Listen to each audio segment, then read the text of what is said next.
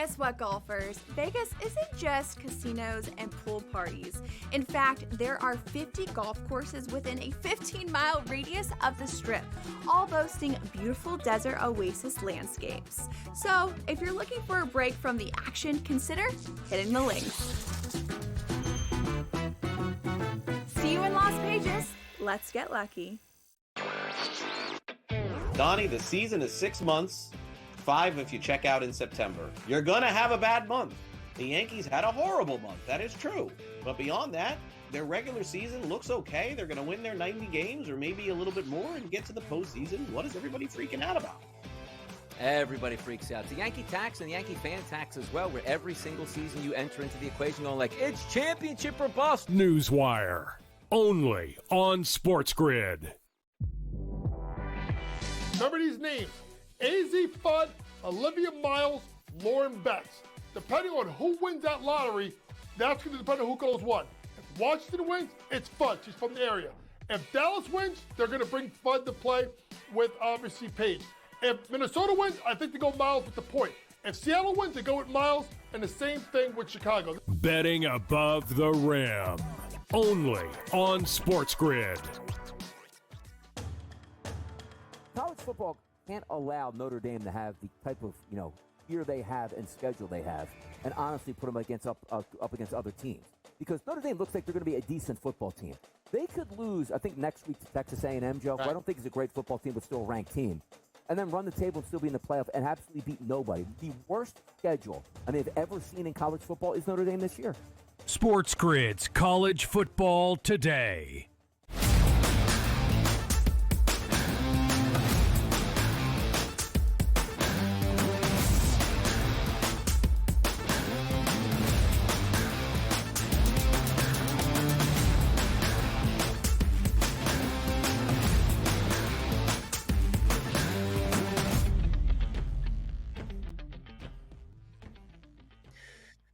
Top of the hour, Power right here on the Sports Grid Network. Donnie Rightside, Joe Ranieri, the early line. You know it. You love it. It's 2 hours. It's Monday through Friday. Getting your day set on the Sports Grid Network. Always a hand off the baton to some fantastic programming across our networks here and always having fun. Because the energy, Joe, I feel is the key. Like, you watch this show. If they're just two guys talking in a monotone voice, not laughing and smiling, you ain't tuning in.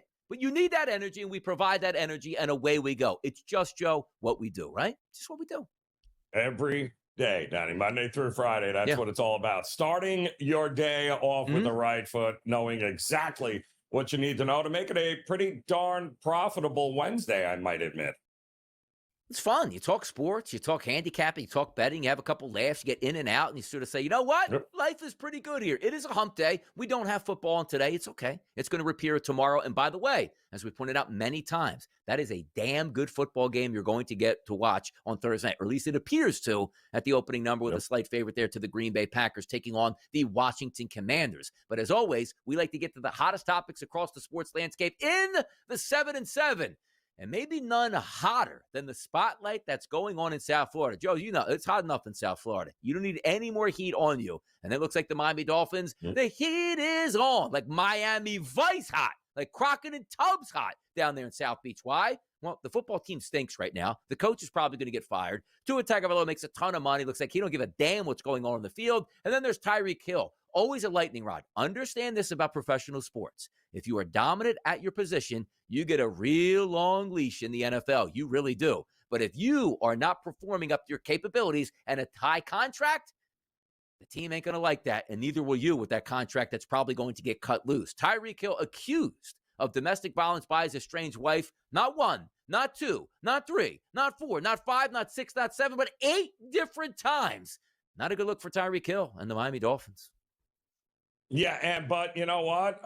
Where there's smoke, there's fire, Donnie, because this is not the first situation in which we're hearing about off-field issues for Tyreek Hill. Now, it's important to note also that there is no indication. I've seen nothing where police are investigating any of these claims by his estranged wife or anything along those lines. But at this point, because of your history, well, now the NFL is going to have to look into it. And it's just yet another distraction for a team in the Miami Dolphins that they need fewer distractions and they need more football, because this is a dumpster fire of an organization and a team right now, and he's not helping matters whatsoever.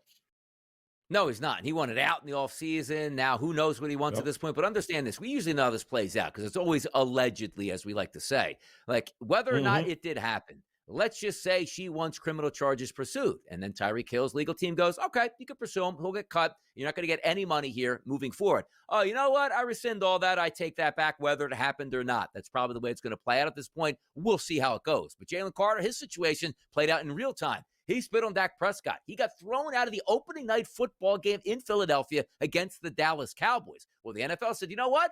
We're not going to suspend him here. He basically served his one-game suspension. We will fine him $57,000, which, by the way, for all the hype and talk that we were talking about suspensions and fines, doesn't 57,000, some of these guys get fined for wearing orange cleats when they're not allowed to do that. Seems like Jalen Carter did get off light, but that missed game number one, proved to be what that one-game suspension really was, Joe. Yeah, and that's good news for Philadelphia. Maybe not such great news now for the Kansas City Chiefs, but it makes sense. This is one of those situations where, cooler heads prevailed. Common sense took over, Donnie. The guy didn't play a snap in the game. Of course, that's the game he's going to be considered suspended for. Plus, they wrote the check. Yeah. All is well. You move on, and just, I would imagine he's not going to be spitting on anybody else for the rest of the season. No, you never know. Maybe, and again, other people, smart teams will bait him. Patrick Mahomes, if he's smart, he will hide behind two offensive linemen, spit in the general direction of Jalen Carter, laugh at him, and hope he approaches him and spits on him to get him tossed out of the game. Teams will, if they know you're a hothead, they're going to test you repeatedly throughout that game. How about the NFL, though? You know what I'm excited about, Joe? I never returned a kick in Pee Wee football, high school football, or in college football. I was always a punt returner, never a kick returner. But kick returners, back in business. The Devin Hesters of the world, like back in the day, the Dante Halls, they got to be smiling. Guys are getting the return kicks, and I got to say, I like it. I do. A ton, way more return kicks than we have seen with different rule changes in years past. So, yeah, listen, I mean, we're trying to, the idea that the reason we're doing this is less collision, safety. Well, the ultimate safety is to kick it through the end zone or kick a field goal off the tee, right? And nobody gets hit, but everybody's getting hit here one way or the other, it appears, on kickoffs now. You know, this is getting hit now. A third-string quarterback. That's now the starter for the Colorado Buffaloes. That's Ryan Staub. Dion's like, I'm not playing these games. 5-star and 4-stars. You're not putting up right now. I'm putting the young kid in the game. By the way, he's not that young. I think he's a third-year college player here, so a redshirt sophomore technically. But he's going to start over some big names for the Colorado Buffaloes. Yeah, it's kind of crazy, right? I mean, Caden Salter, former Liberty quarterback, comes in, right? The experience factor for Dion, but he brings in this 5-star recruit that was supposed to be really Juju Lewis, supposed to be the future of this team. I'm wondering how much money Juju Lewis, by the way, is making an NIL not to play in this one. But it feels like maybe, just maybe, there could be more to this story. The third-string quarterback certainly earned it because he was the one that was responsible for pulling away against Delaware last week when early it did not look good for Colorado in that game. Yeah, if you are those two first quarterbacks there, like Salter and company, like, hey, I'm a high veteran, I'm going to come in and play. You got a short leash there and go into an unheralded player. We'll see how that turns out for the Colorado Buffaloes here. Bo Bichette, he's down 10 days on the IL knee injury, which he got trying to beat a throw from Cody Bellinger in right field at Yankee Stadium. Great place block there for the New York Yankees catcher. He's injured. He's off 10 days. Not a good look here for the Blue Jays.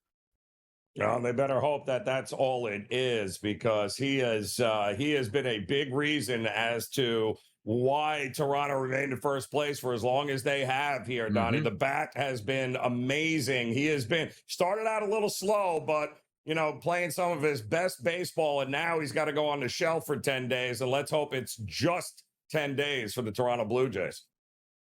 85 wins on the season for the Philadelphia Phillies. 50 bombs for Kyle Schwarber, the second to do it in franchise history. Joe, do you know who the first player in franchise history was to do that for the Phillies? Do you know?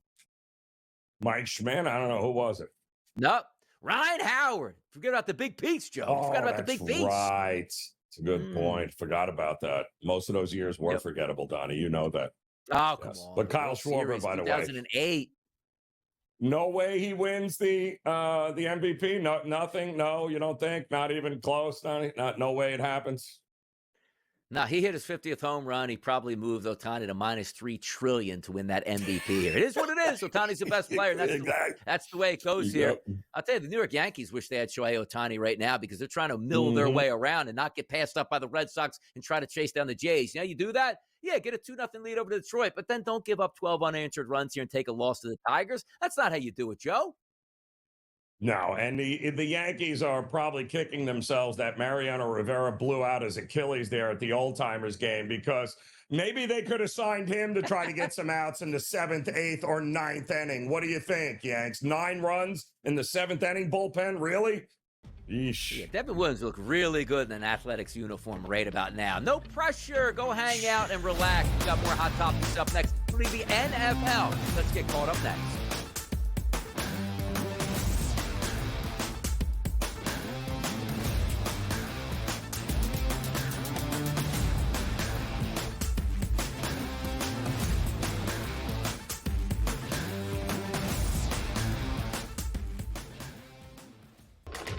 Enter into the magical world of McLuck.com, where even the smallest of spins can win real cash prizes.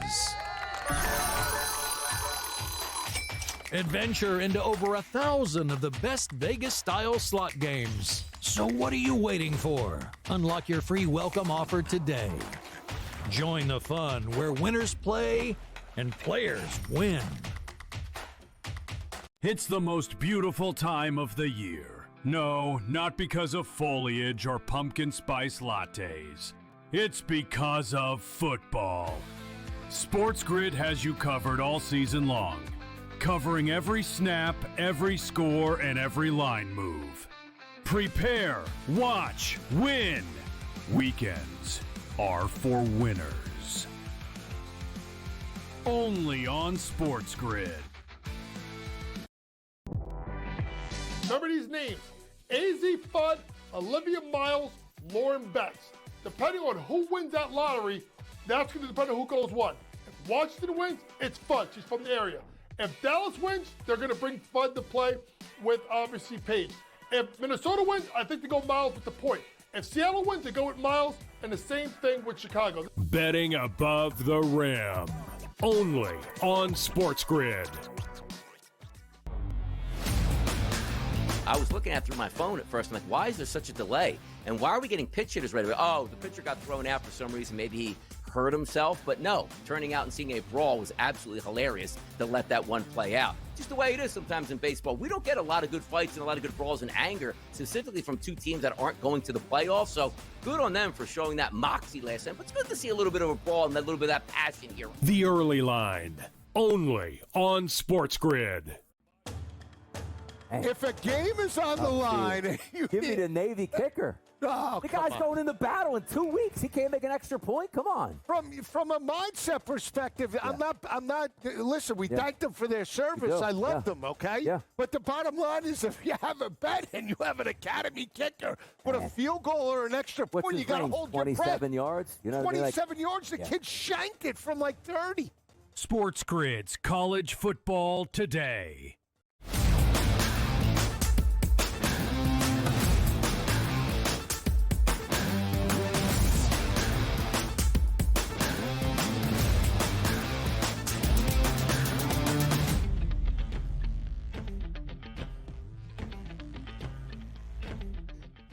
It's not quite game time decisions because the game isn't up yet on deck. We're talking about a Sunday afternoon football game, Joe Ranieri, at 4:25 p.m. All the brightest lights will be there, all the best telecasters, and a lot of energy put in. Why? It's the Philadelphia Eagles and the Kansas City Chiefs, a rematch of the Super Bowl. And if you can see right now over my shoulder, if I have this one correctly right there, see there's a Lombardi trophy in the background. That Lombardi trophy is specific to the Philadelphia Eagles, knocking off the Kansas City Chiefs 40-22 in New Orleans. What a glorious day it was in the DRS household. And it might be an even more glorious day on Sunday as the Philadelphia Eagles hope to pulverize the Kansas City Chiefs. Before we get to the game itself, let's set the table, right? You look at the side.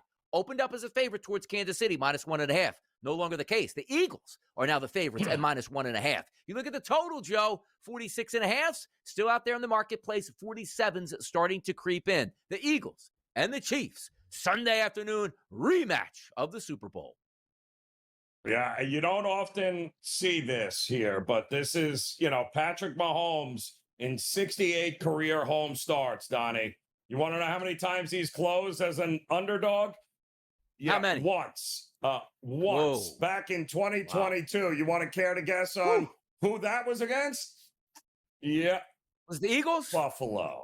Yeah, no, Buffalo. The only time he's even come close to being either a very short favorite at home or an underdog has been against the Buffalo Bills during the regular season here. So, listen, he has only been a 1.5 or shorter favorite 3 times at home, all 3 against the Bills, all 3. Well, he gets, what happens there eventually. So do we believe this Eagles team is better than the Bills were back then? Can they actually go into Arrowhead and crush the dreams of the Kansas City Chiefs? Finally, I have my doubts, Donnie. I have my doubts. Normally I would say in Philadelphia. Yeah. Beat them in Arrowhead? By the way, the Eagles did win at Arrowhead a couple seasons ago, so shout out to Philadelphia Eagles on that one before they collapsed at the end of the season, which I don't want to remember. I want to remember the good times, like hammering the Chiefs. If you are the Chiefs, Joe, do you know what you do, though? You put the sprinklers on. You ever see Bull Durham, like the night before the game? They go, I'm going to cause a rain delay. You go out and turn the sprinklers on. Patrick Mahomes should go out and turn the sprinklers on the night before, and nobody understands the field is flooded, so the Eagles can't get a pass rush. If the Eagles get a pass rush, they will smash this Kansas City Chiefs team. I can't wait to watch it play out. And also, Jalen Carter playing in this game. Expectations are, he's going to be motivated from being embarrassed that he sat out game number 1, but also, does that mean an extra personal foul? Does that mean the refs watch him extra close and we could get some danger territories? Because he has to pay a $57,000 fine, which nobody wants to do. But also understand this. There must have been some automatic triggers, because here's what I can't figure out.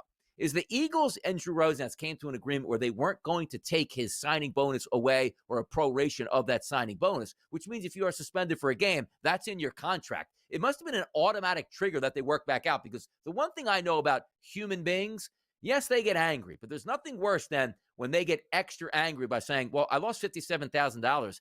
Now you want to take away $3 million of my signing bonus? Yeah, that's the way you get the best out of your player. So I think they avoided an absolute ridiculous anger issue for Jalen Carter if they were going to take additional money away from him. Yeah, well, it could have, the whole scenario, Donnie, could have been absolutely a train wreck, especially had they had lost and to think. But I think they all avoided it. It's now ancient history, right? What have you done for me lately? So he has an opportunity, and the Eagles have an opportunity. I mean, quite honestly, we're also talking about a Mahomes team and a Chiefs team that are absolute money off a loss. I mean, this is a team that is always bet on. 27-3 straight up is what we have seen them do off a loss with Mahomes and Reed. So they don't lose a lot, but when they do, they don't tend to lose 2 in a row. I got to tell you, this is a chance for the Eagles to just basically bury the Chiefs to start the season. Joe's pointing out a very good point. Like teams that start 0-2, 0-3, it's a wrap on your season. Can you make the playoffs? Sure you can, but it takes a Herculean effort. And also understand this isn't a full-go Chiefs team. 2 of their best wide receivers will not play in this football game. Advantage Philadelphia Eagles. We'll see how certainly it plays out Sunday. You know where else there could be an advantage? For the New Orleans Saints. What? That team stinks. They would never have an advantage. Well, it's always nice when the other team comes to town and maybe doesn't have their quarterback. Brock Purdy, whether it's a shoulder issue or the toe that they're worrying about, they're going to see how he progresses throughout the week, which is a major indicator on why this line, Joe, dropped from 7.5 to 4.5. George Kittle, we already know, is out, but you're starting quarterback down on the road. That gives hope to the Saints. Well, I mean, listen, you got to ask yourself last week with the Saints, were the Saints better than what we gave them credit for, or is Arizona just a joke here that they couldn't pull away from that team? Because don't forget, New Orleans had a chance late in that game to actually pull it out and win it and pull out the upset, but they didn't. So they are home. But to me, Brock Purdy, is Christian McCaffrey healthy? Is he available? Is he a guy that you can rely on to win a game for you when you're down a couple of guys? Yes, he is. So as long as he's in the game, I give the 49ers a pretty good opportunity still to beat a very bad Saints team. Exactly. Like if Purdy is there and just able to play the game, I do think that bodes well for the San Francisco 49ers. As you look at their schedule, nice win for Seattle over the weekend here in a conference game, or excuse me, divisional game and a conference game on the road. You take on the Saints, then you get the Cardinals, then you get the Jaguars. It's a good level where it's like, all right, if we're not at our best at 100%, this is the time that you want to have a little bit easier of a schedule. You don't want to run a gauntlet where your quarterback and your best tight end are down for multiple weeks. We'll see how it plays up, but also understand this. It is tough to win football games on the road in the NFL, regardless of the environment. And you saw that with Arizona. They win a dogfight there with the New Orleans Saints. I'm not saying you'll get that this week, but this isn't also, like we talked about the Chiefs, Joe, a full gas, full go 49ers team. They're down at wide receiver. They're down at tight end. Their quarterback's beat up. And who knows if McCaffrey can have another 20-touch week and still be non-injured the rest of the way. But what they are is a darn good defensive team still that could make Spencer Rattler turn the ball over 2 times, 3 times. So the defense and Robert Saleh there will be ready for whatever this offense of the Saints thinks they have. You know, the defense can win games too, and that may be what happens in this 49er game. It's hump day, Joe, which means it's getaway day. Not for me and Joe Ranieri. We ain't getting away from anything. We're right here on the SportsGrid Network today, tomorrow, and Friday. But Major League Baseball teams, afternoon baseball, handicapping these games on a hump day Wednesday. You signed up for this. I signed up for this. Join us right back here on the SportsGrid Network. Let's get to some MLB.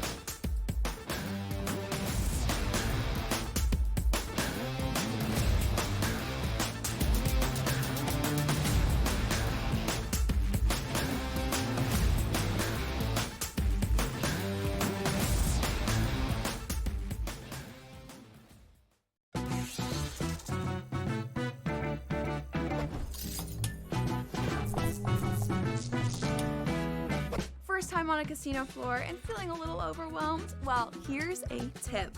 Lots of machines have a free demo mode you can try for practice. So give those slots a spin in practice mode before you start putting down some real cash. Now, go get lucky. See you in Las Vegas. Let's get lucky. College football can't allow Notre Dame to have the type of, year they have and schedule they have, and honestly put them up against other teams. Because Notre Dame looks like they're going to be a decent football team. They could lose, I think, next week to Texas A&M, Joe. Right. I don't think it's a great football team, but still a ranked team. And then run the table and still be in the playoff and absolutely beat nobody. The worst schedule they've ever seen in college football is Notre Dame this year. SportsGrid's College Football Today. Quarterback or coach has to answer for it. Right. Goff, Campbell. Listen, I'm not firing Dan Campbell already.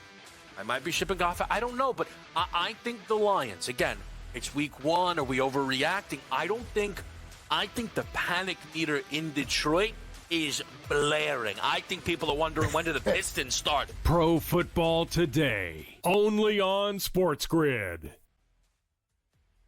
It's the most beautiful time of the year. No, not because of foliage or pumpkin spice lattes. It's because of football. SportsGrid has you covered all season long, covering every snap, every score, and every line move. Prepare, watch, win. Weekends are for winners. Only on SportsGrid.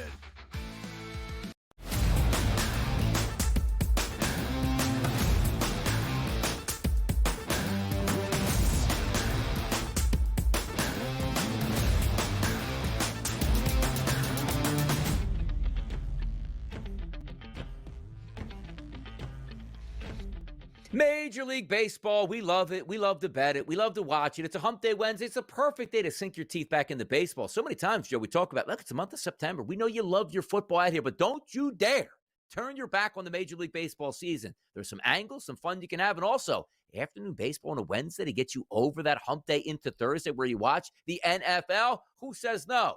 Not me. And not Joe Ranieri. Let's get after some action here. 975, 976 on the rotation. A 2:35 start today. Milwaukee and Texas. That's Peralta and Kelly. And if we line this game up overnight, minus 135s in the marketplace, that's now gone. They're moving higher here. FanDuel, -142. DraftKings, -148. BetMGM, -145. Those numbers are on the move in a total, Joe, of 7.5.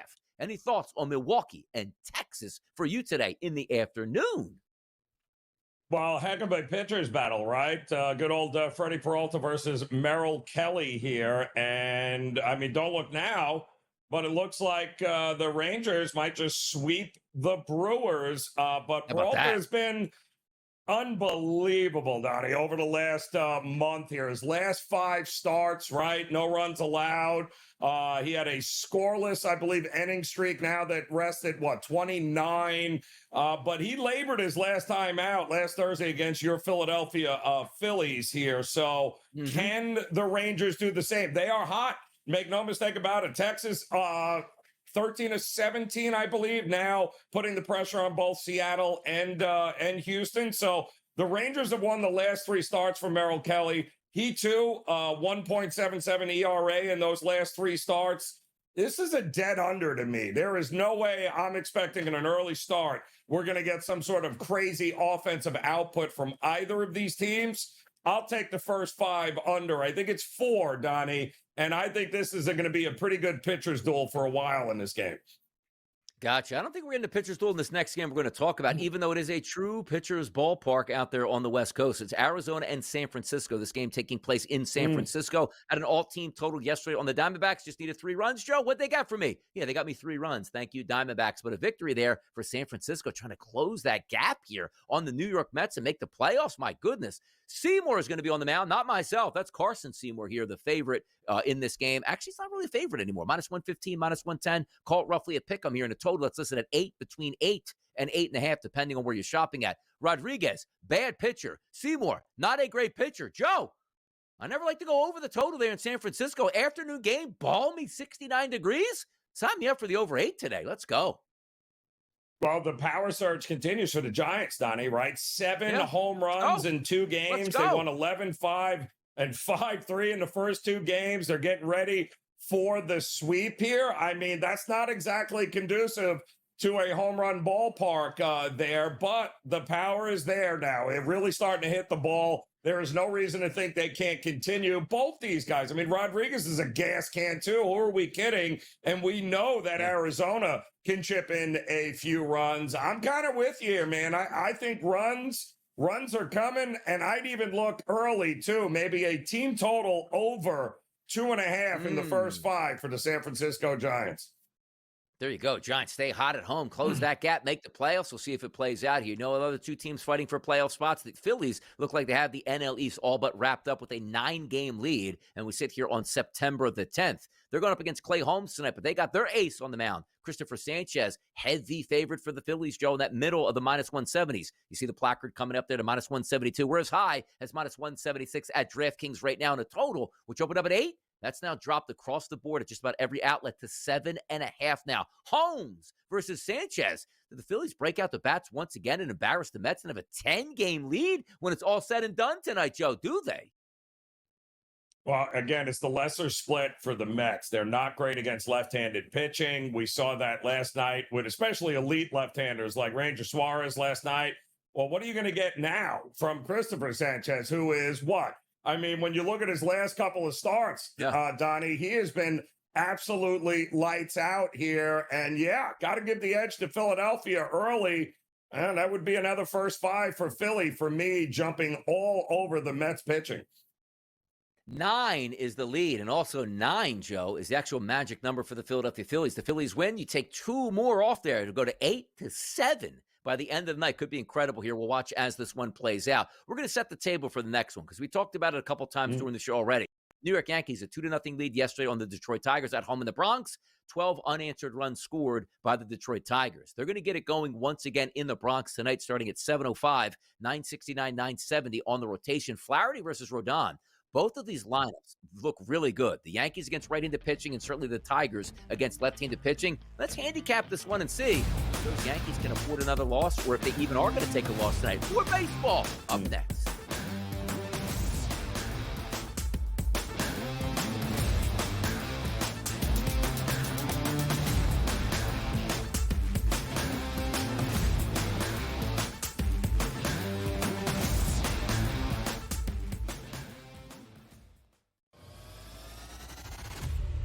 Quarterback or coach has to answer for it. Right. Goff, Campbell. Listen, I'm not firing Dan Campbell already. I might be shipping Goff. I don't know, but I think the Lions, again, it's week 1. Are we overreacting? I think the panic meter in Detroit is blaring. I think people are wondering, when do the Pistons start? Pro Football Today, only on SportsGrid. If a game is on the line, give me the Navy kicker. Oh, the guy's going into battle in 2 weeks. He can't make an extra point. Come on. From a mindset perspective, I'm not. Listen, we thank them for their service. I love them. Okay. Yeah. But the bottom line is, if you have a bet and you have an academy kicker with a field goal or an extra point, you got to hold your breath. 27 yards. 27 yards. The kid shanked it from like 30. SportsGrid's College Football Today.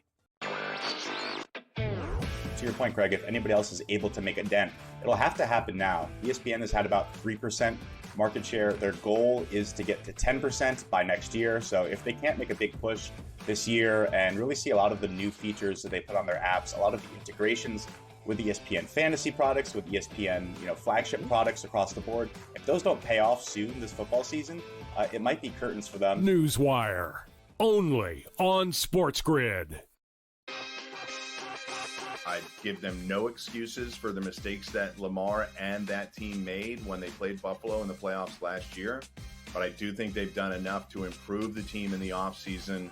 I think the offense was way better. The defensive line and the offensive line played really well in the back half of the year last year. Almost all of that talent is back. And I think the Ravens are going to be right there. Game time decisions, only on SportsGrid.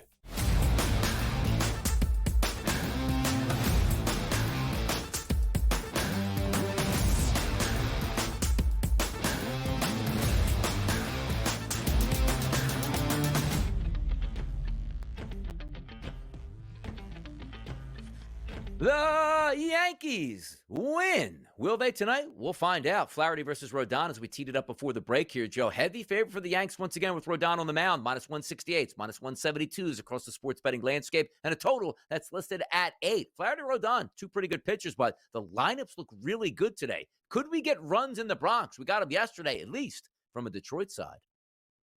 Yeah, we did from the Detroit side on what was a cold and big wind blowing in last night. Didn't make a difference for Detroit because, well, they had to face the Yankee bullpen.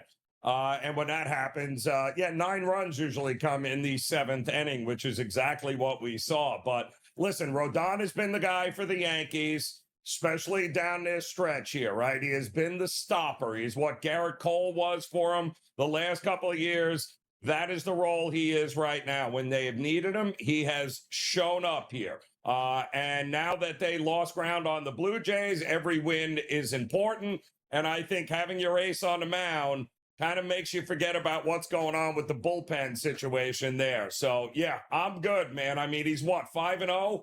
2.05 ERA his past 5 starts, 1 earned run in 6 innings last time out at Houston. I think he's good to go in this one, too. It will only be Yankees for me here. Paul Skeens should be good to go tonight here. He's going to win the Cy Young in the National League, but also we're going to probably get one of those awkward videos where he's in some sort of like a chair and Livy Dunn's in the room and he gets presented with his Cy Young award. And it's kind of awkward at that point. But before we get there, he's a favorite today. Minus 155 or so as a price point across multiple marketplaces and a total of 7.5. Skeens, Wells, Pittsburgh, and Baltimore. Skeens should be able to dominate today. Keep that score low, no?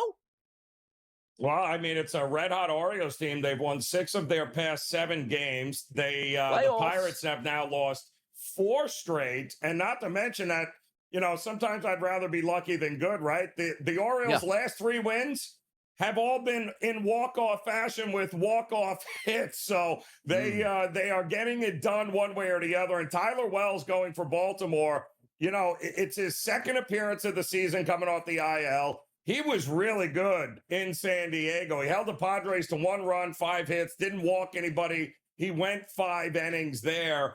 Listen, it's pretty simple here. The Pirates and Skeens is always a first 5 under for me, no matter who he plays. So it's 3.5 the total. Yeah, this could very well be a big pitcher's battle early on once again. But Baltimore, 14-3 all time in the regular season against the Pirates. Don't you worry, Pirates fans out there. Bob Nutting's got your back in the offseason. Going to sign a ton of free agents, and you're going to win a lot next year and enjoy your ballpark. Yes. Not at that point. Yes. That ain't happening here. How about Houston and Toronto? Two teams in first place looking to stay there, Joe. It's Alexander versus Barrios on the mound. 7:07 start north of the border. The total listed at 8.5 to 9, depending where you're shopping, but a favorite here for Toronto. Opened up at -130 as a price point. Starting to move a little bit further north. 132s, 137s are out there in the marketplace. Do we get a walk-off winner? Can Houston stave off the Mariners? Can you get the Toronto Blue Jays to keep that 3-game lead over the Boston Red Sox and the New York Yankees today? What gives?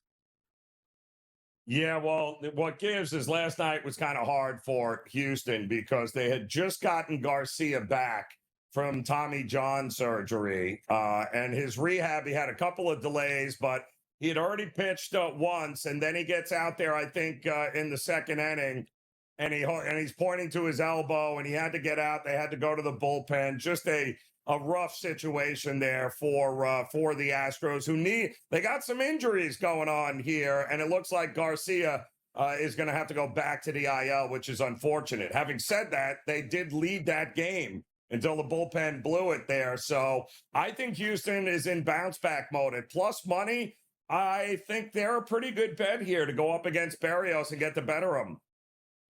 Two teams that absolutely need wins today, the Cincinnati Reds and the San Diego Padres. They happen to play each other today. Abbott, the lefty, on the mound, going up against the right-hander Nick Pivetta. 9:59, 9:60 on the rotation, Joe. And 8:40 start out on the West Coast. If you look at the side perspective, boy, it opened up heavy. -198 as a favorite towards San Diego. We backtrack mightily here. 168s, 169s, 165s in the marketplace, and a total that's listed at 7.5. It was a walk-off victory. What was the final score of that game? Was it a walk-off? Did I get that wrong yesterday on that one? But it is today, Cincinnati and San Diego. What gives this game for you, Joe?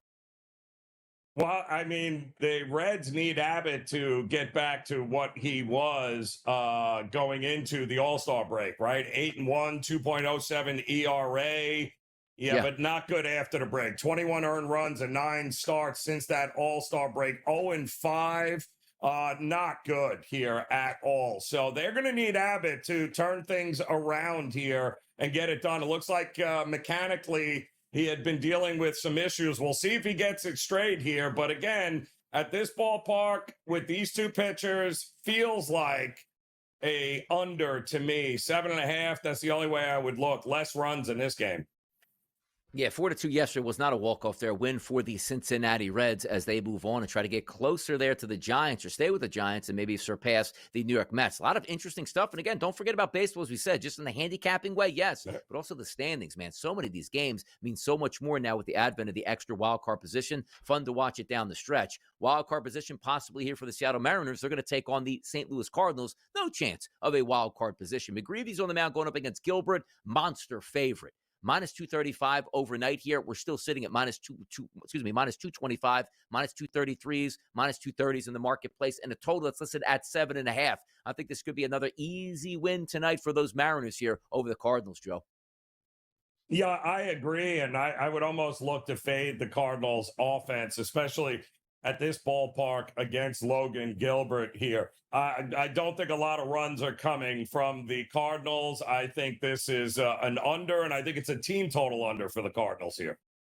Ooh, how about that? Yeah, Cards. Not always tough to get extra hits up there. Yesterday, if you had a team total in Seattle that did cash in here, I thought Seattle was the better team yesterday, and rightfully so. As a favorite, they won. You know, as another big, heavy favorite, we've been getting used to this for the Dodgers. We expected this for much of the year. Didn't see it all that much. Why? Because the Dodgers not having as grandiose a season as some might have thought, but they've been a $3 favorite or higher every game against the Rockies so far. That doesn't change tonight. A 10-10 start on the West Coast. Kyle Freeland, the lefties on the mound, going up against Blake Snell, another lefty. This line opened up, Joe, overnight at FanDuel at -405. Now, granted, I don't know if anybody's going to bet that up higher, but most people see it like it's a baseball game. Anything can happen. I'm going to take a bite of that. And they did. Now we're seeing -350s, -360s in the marketplace and a total of 8.5. But the Dodgers just monster favorites over that walking dead team, the Colorado Rockies.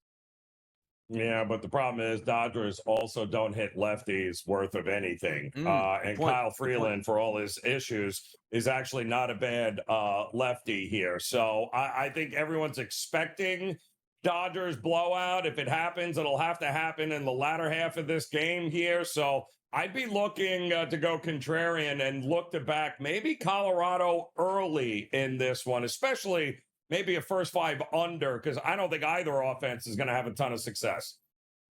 Yeah, take a look at Kyle Freeland. Where can I find it? I have him 20th on my card at a 31 today, Joe. 4.50 ERA past 45 days, a 4.40 Sierra number. And then we take a look at Blake Snell, who's up higher on that chart at 6th overall with a 3.51 ERA and a 2.74 ERA. I'm interested to see how the Dodgers down the stretch handle their pitching staff here, because if they can line up with some of those stud pitchers healthy going to the playoffs, that will help. But the one thing we can agree upon, those bats really need to wake up for the Los Angeles Dodgers. They're way more talented to get the results. Now, granted, they won last night, scored some decent runs, but overall, it used to be, man, you don't get a breather in that Dodgers lineup. If they get back to that before Major League Baseball starts the playoffs, Joe, that's really going to help them out.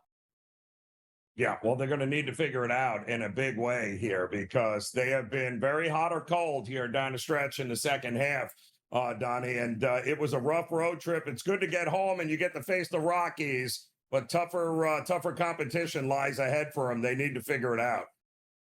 Exactly. Fun times down the stretch, as we pointed out in Major League Baseball. It is the month of September. There's about 3 weeks left to go. Playoff baseball is spectacular. It's sensational. It happens in the afternoon, and we love to see it. But before we get there, there's a lot of baseball that needs to be played, and it's also a lot of handicaps. Don't get yourself caught up. Baseball's dead in September. Yes, the taxes are higher on the teams that have to win versus the teams that have given up. But there's still money to be made, people. Team totals still sit out there. Keith Stewart up next. Goff? Absolutely. Keith's going to bring the heat next to us.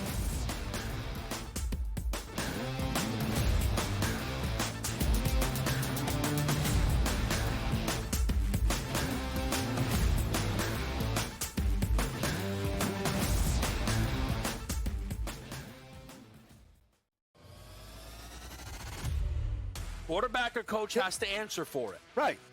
Goff, Campbell. Listen, I'm not firing Dan Campbell already. I might be shipping Goff. I don't know, but I think the Lions. Again, it's week 1. Are we overreacting? I think the panic meter in Detroit is blaring. I think people are wondering, when do the Pistons start? Pro Football Today, only on SportsGrid.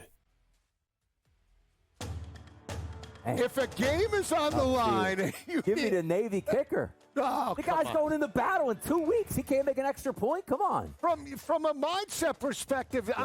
I'm not. Listen, we thanked them for their service. I love them. Okay. Yeah. But the bottom line is, if you have a bet and you have an academy kicker with a field goal or an extra point, you got to hold your breath. 27 yards. 27 yards. The kid shanked it from like 30. SportsGrid's College Football Today. To your point, Greg, if anybody else is able to make a dent, it'll have to happen now. ESPN has had about 3% market share. Their goal is to get to 10% by next year. So if they can't make a big push this year and really see a lot of the new features that they put on their apps, a lot of the integrations with ESPN fantasy products, with ESPN, flagship products across the board, if those don't pay off soon this football season, it might be curtains for them. Newswire, only on SportsGrid. I'd give them no excuses for the mistakes that Lamar and that team made when they played Buffalo in the playoffs last year. But I do think they've done enough to improve the team in the offseason. I think the offense was way better. The defensive line and the offensive line played really well in the back half of the year last year. Almost all of that talent is back. And I think the Ravens are going to be right there. Game time decisions, only on SportsGrid.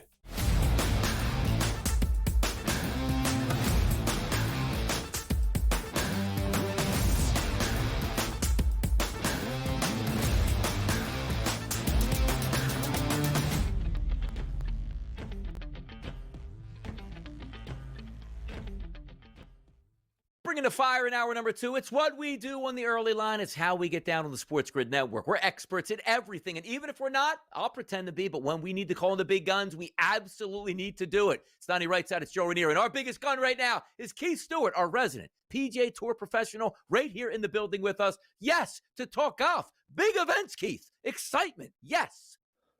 Donnie, Joe, good morning on the early line. Oh, man, I tell you what, the Procore Championship used to be a little bit of a sleepy event out there in Napa in wine country. But guess what? Captain Keegan Bradley has the boys fired up for Bethpage. He's got 10 of the 12 Ryder Cup participants for the U.S. side out playing and competing this week on the PGA Tour.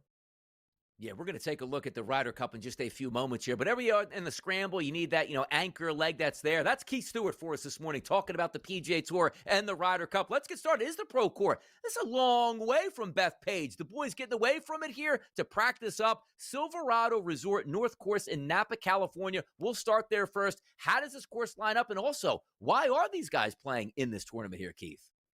Well, Donnie, first things first, the Silverado course, the North course specifically, they have 36 holes out there. We've seen this event many times on the PGA Tour. We just haven't seen some of these names out there, these Ryder Cup guys. The elite usually take the fall off. But you know what? Captain Keegan has them out there. And if they're going to play this place, then you know what? It's not a bad preview for Bethpage. You got to drive the ball in the fairway here. So if you want to go through a couple quick keys, you got to keep the ball in play. There's no doubt about that. And you got to be a wedge wizard on attack. All right. So you're hitting a lot of approach shots from that 125 to 150 range. Now, I know that doesn't sound a lot like Bethpage Black, but I've already seen the scorecard for the Ryder Cup from the PGA of America. And we're going to focus on our guys attacking with some scoring irons and not doing, again, what we're not going to run back Rome where every shot was with a 3-iron in hand. So that's another thing. The other thing is that you got to get the putter warmed up. And uniquely enough, you're right, we're thousands of miles away. But the mix on the greens, this Poa annua bent grass, is the same sort of grass that you're going to see at Bethpage Black. I know it sounds crazy, but you know what? The temperate zones are about the same. The growing conditions are about the same. And I guess what? This is going to be a perfect preview for those 10 guys to get ready for this big match coming up. This was named something else, wasn't it? Wasn't this like what was the name of this tournament before it was here? Bob Hope. What was it? The Fries.com. It was the Safeway. It was the Ranieri Open. It was the DRS Scramble. Yeah, I mean, there's a bunch of places. Hey, guys. It was the Fries Open. The fact of the matter is this. You talk about a guy like Scotty Scheffler, who started his year hurting himself with a wine glass, is now out in wine country. I mean, the symmetry is unbelievable. Captain Keegan convinces these guys, all 10 of them, to get out there. Now, Bryson can't play, and Xander just had a baby, but the other 10 guys are there. We've seen pictures already. Keegan's walking in USA gear with groups that are paired up for guys that are possibly going to play together. Harris English and Colin Morikawa together yesterday. What a foursomes partner that would be, an alternate shot. I mean, these guys are committed. This is not Rome Redux. This is definitely a new age, and I love what Captain Keegan's doing here. I love the Ryder Cup, Keith. And the reason is like we take a look at like the Masters, which I think is a phenomenal tournament, the history behind it, the same golf course. It's just like right to spring here. But every 2 years, the Ryder Cup, like the guys aren't playing like the tour competition. Hey, it's nice to win that. And we put an extra 10 to 20 million in our pocket. It's not about the money. It's about the pride and the team, the teammates that you have and going out, which Europe does a fantastic job of. But also understand this. Some of the times, like, yes, you're in Europe or you're like Whistling Straits or Kiawah Island. The fact that they're back at Bethpage, which means you get the most vocal gallery that you can possibly get with national pride on the line. It's the perfect cocktail of exactly what we love with golf and also the fan pageantry. Talk to me about the expectations, not for the team itself right now, Keith, but what are we expecting from Bethpage this year? Well, Donnie, it's funny you use the word cocktail. I would use Molotov cocktail. The roof is going to come off of this place. And here's why. We all love the Masters. We absolutely love the Masters. Yep. But Joe might root for a guy. I might root for a guy. And you might root for a different guy. All three of us are rooting for Team USA. And there's a whole other continent that's rooting for their side. They're going to come together in the center of the universe at a place that we already know is a little bit on edge almost every single day. And I tell you what, everyone's talking about, the ticket prices, you're not going to get the everyday man in there. Everybody's going to show up for this thing. I mean, cue the PSA for the PGA of America at like noon on Friday? Like everybody's got to calm down. I mean, it is going to be completely out of control. I've been on site a couple times already this summer. People are lining up 2-3 days in advance to try to play this golf course. I mean, it is a powder keg ready to blow. Love it. So it's interesting, too, because I know when they lost in Rome a couple of years ago, the feeling was that the Europe squad was in much better form. They had continued to play afterwards, are ready to go, whereas a lot of the guys took off. Is that a big reason as to why a lot of these guys are playing in this tournament now? And what are the European guys doing right now? Well, the European guys are overplaying in the DP World Tour's flagship event, the BMW Championship. They did that before Rome. They've got 11 of their 12 playing. Sepp Straka, who, he skipped a playoff event at the BMW. He's not playing this week, but the other 11 are. We've got our 10 out at the Procore. It's been 3 weeks since I've seen you guys. This break is not good for where the Ryder Cup lines up on the calendar. Now, it's a perfect time of year to have this event because it's featured, and even on a football weekend, I know, Donnie, it sounds sacrilegious, but even on a football weekend, we're going to get some action here in golf. And I tell you what, people are learning. You watch all these old Ryder Cup, films and everything, and these guys are like, oh, I was too nervous to play on the first tee and alternate shot, so I let my partner do it. We're not doing that anymore. We have analytics that says, Donnie, you're on the odd holes, Keith, you're on the even, and that's what we're doing. We are learning edition by edition. Now, you got to remember, it only happens every 2 years, so it's not like every week you get to learn, but the U.S. side is learning, and I know I've talked to their camp intimately, and the way we're setting up the golf course, we are going to be much better prepared than we were in Rome, and even though it might be a buddy's trip to Bethpage, right, we are bringing back the cup. I love it here. And the Team USA is a minus 132 to lift that trophy. But some of my favorite things from Bethpage are hit the ball, Sergio. And every time, like a guy like Colin Montgomery would miss a putt, the place would explode. It's such different golf. It's golf for the fans that you can have that national pride. There's nothing like the Ryder Cup. We're going to have Keith here for the next couple weeks helping us cover it here. Keith Stewart joining us in the morning here on the early line. Thank you, Keith. We'll talk to you shortly. For myself and Joe, we'll shut it down next.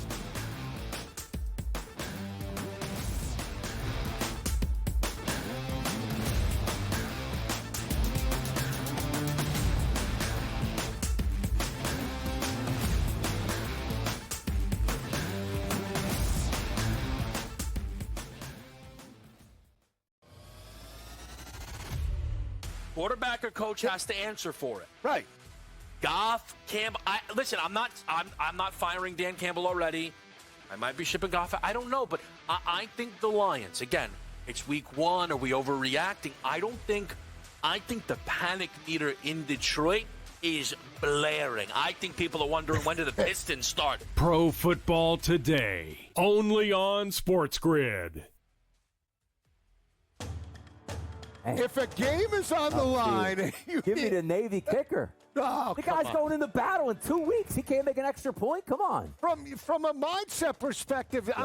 I'm not. Listen, we thank them for their service. I love them. Okay. Yeah. But the bottom line is, if you have a bet and you have an academy kicker with a field goal or an extra point, you got to hold your breath. 27 yards. 27 yards. The kid shanked it from like 30.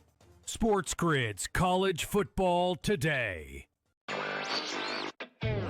To your point, Greg, if anybody else is able to make a dent, it'll have to happen now. ESPN has had about 3% market share. Their goal is to get to 10% by next year. So if they can't make a big push this year and really see a lot of the new features that they put on their apps, a lot of the integrations with ESPN fantasy products, with ESPN, flagship products across the board, if those don't pay off soon this football season, it might be curtains for them. Newswire, only on SportsGrid. I'd give them no excuses for the mistakes that Lamar and that team made when they played Buffalo in the playoffs last year. But I do think they've done enough to improve the team in the offseason. I think the offense was way better. The defensive line and the offensive line played really well in the back half of the year last year. Almost all of that talent is back. And I think the Ravens are going to be right there. Game time decisions, only on SportsGrid.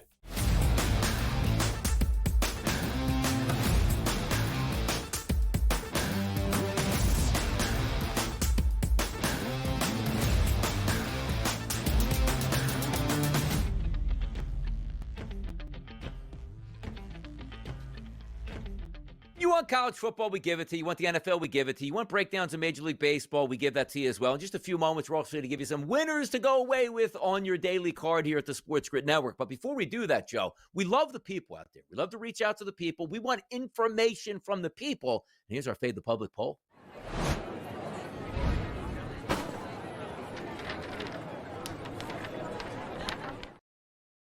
Cooler heads prevailed here. Look, Joe Ranieri, Donnie Red Sox, cool heads here. You know what you get here. No pulling punches here. We give it to you straight. And the NFL goes, you know what?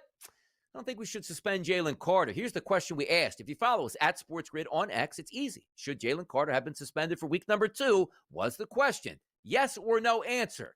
No, 47.3%. Yes, 52.7%. Sounds like a lot of Chiefs fans voted today on the SportsGrid Network, Joe, for Fade the Public.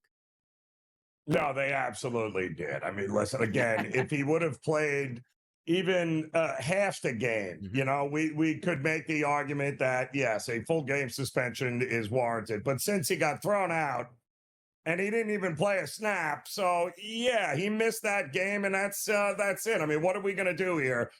He already paid and wrote the check, right, Donnie? So let's not. Yeah. Then you'd have to look at it like, the champion Philadelphia Eagles. Are we trying to put them behind the 8 ball to start the season? Hey, he paid his dues. Yeah. He paid the check. Let's move on. Absolutely. Let's move on. Let's get a big-time win for the Philadelphia Eagles. Look, I told you before, Joe, the Dallas Cowboys no longer America's team. But also, did you see, we talk about ratings a lot, like in the sports business. They had the Philadelphia Eagles-Dallas Cowboys game tracked to be the most watched opening day performance in NFL history until the lightning strike started here. And it wasn't the Cowboys holding those ratings, Joe. No. It was your Philadelphia Eagles. That's how I like to get down. We'll see how Jalen Carter does in week number 1 for him.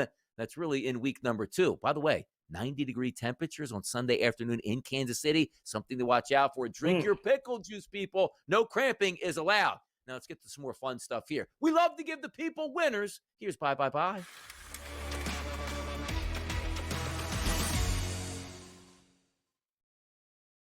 Joe got a dub last night. He's ready to double down. What do you got today, Joe, for the people?